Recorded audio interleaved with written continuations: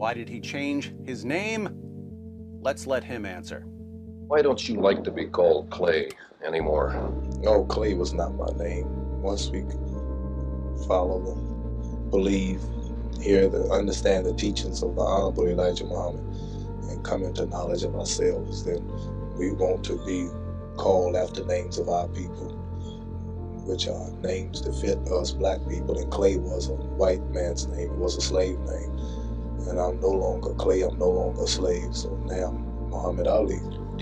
So, Clay was a white man's name, but Muhammad and Ali were names for his people. We want to be called after names of our people.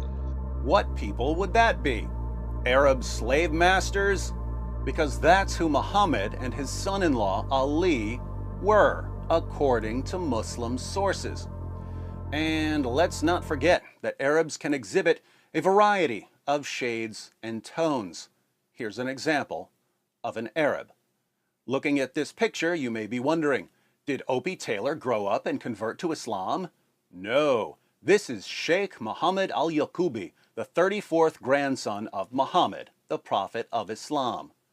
This guy's so white, he tried to buy Go-Gurts at Whole Foods. And this is exactly what we would expect based on descriptions of Muhammad in Islam's most trusted sources. Sahih al-Bukhari, number 63. Narrated Anas bin Malik. While we were sitting with the Prophet in the mosque, a man came riding on a camel. He made his camel kneel down in the mosque, tied its foreleg, and then said, "Who amongst you is Muhammad?"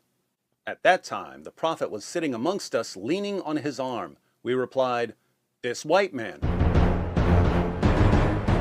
reclining on his arm. Clay was a white man's name. Sahih Muslim, number 6081. It was narrated that Abu Juhayfa said, "I saw the Messenger of Allah with a white complexion and some white hairs." Clay was a white man's name. Sahih Muslim, 6071. It was narrated from Al-Jurairi from Abu at-Tufail. I said to him, "Did you see the Messenger of Allah?" He said, "Yes, he was white, with an elegant face." Clay was a white man's name. The Muslim sources go on and on about Muhammad's epic whiteness, telling us about the whiteness of his shins, and the whiteness of his thigh, and the whiteness of his leg, and the whiteness of his stomach, and the whiteness of his forearms, and the whiteness of his armpits, and the whiteness of his cheeks. I hope everyone brought soup, because I just found the world's biggest cracker. We want to be called after names of our people. White people? Clay was a white man's name. Muhammad was a white man's name. He was the whitest prophet in history. Now, how many Muhammads would it take to screw in a light bulb? None. He would just tell one of his more than 36 slaves to do it. Let's read about some of these slaves. Sahih al-Bukhari, number 7263. Narrated Umar. I went to the house of the Prophet, and behold, Allah's messenger was staying in a mashraba, and a black slave of Allah's messenger was at the top of its stairs. I said to him, "Tell the Prophet that here is Umar bin al-Khattab." Then he admitted me. Sahih al-Bukhari, 6161. Narrated Anas bin Malik. Allah's messenger was on a journey, and he had a black slave called Anjasha, and he was driving the camels very fast, and there were women riding on those camels. Allah's messenger said, "Waihaka, O Anjasha, drive slowly the camels with the glass vessels," i.e. the women. Sunan an-Nasai, number 4625. It was narrated that Jabir said, "A slave came and gave his pledge to the Messenger of Allah to emigrate, and the Prophet did not realize that he was a slave. Then his master came looking for him.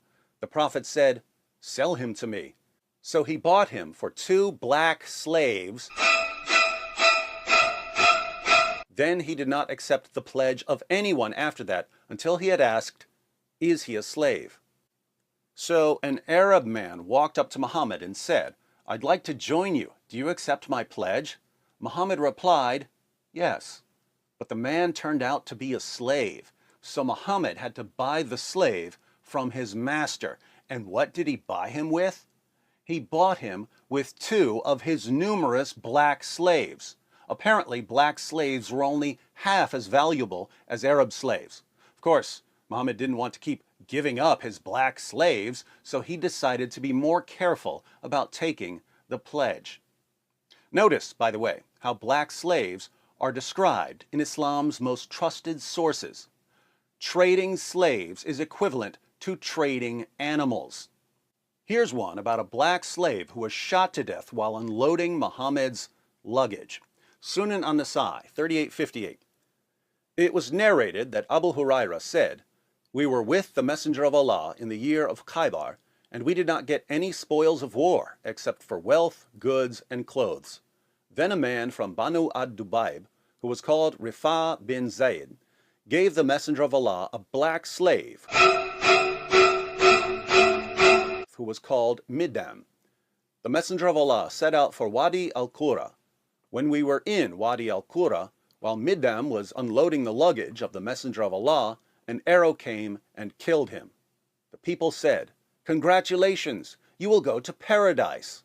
But the Messenger of Allah said, 'No, by the one in whose hand is my soul, the cloak that he took from the spoils of war on the day of Khaybar is burning him with fire.'" So Midam, one of Muhammad's many black slaves, grabbed a cloak before the spoils were divided after the Battle of Khaybar, and that earned him a one-way trip to hell. Hence, according to Muhammad, if you take something from the spoils of war before the spoils have been divided, you're going to hell, right?